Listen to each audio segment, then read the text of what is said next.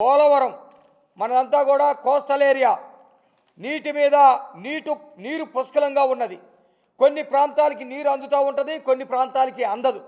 అలాంటిది పోలవరంలో మిగులు జలాలు ఏవైతే ఉన్నాయో ఈ మిగులు జలాల్ని రాయలసీమ గలగా మళ్లించగలిగితే రాష్ట్రం మొత్తం కూడా సస్యశ్యామలం అవుతుందని చెప్పేసి ఆ రోజు 2014 నుంచి 19 లోపే 71% పూర్తి చేసి వైసీపీ ప్రభుత్వంలో ఇస్తే ఆ 71% నుంచి 71.5, 72, 73 ఒక 0.5% కూడా పెంచలేక చతికిలబడి బుల్లెట్ దిగిందా లేదా, మేము ఫలానా టైంకి చేస్తాము లేకపోతే ఇంకోటి చేస్తామని పిచ్చి కోతలు కూసేరే తప్ప పోలవరాన్ని ఇంచె కూడా అభివృద్ధి వైపు నడపలేకపోయారు. మేము టార్గెటెడ్గా చెప్తా ఉన్నాం.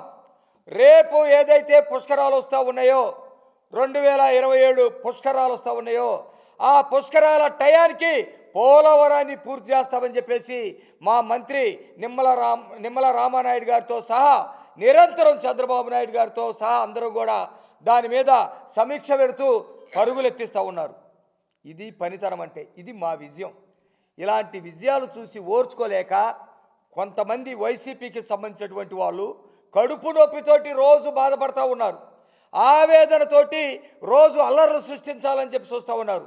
రాష్ట్రంలో యువతకి డ్రగ్స్ ఇచ్చి గంజాయి ఇచ్చి వాళ్ళ యొక్క వ్యక్తిగతమైనటువంటి చిన్న చిన్న అవసరాలు తీరుస్తున్నట్టుగా నటించి రాష్ట్రంలో ఇబ్బందులు కలుగజేయాలని చెప్పి చూస్తూ ఉన్నారు.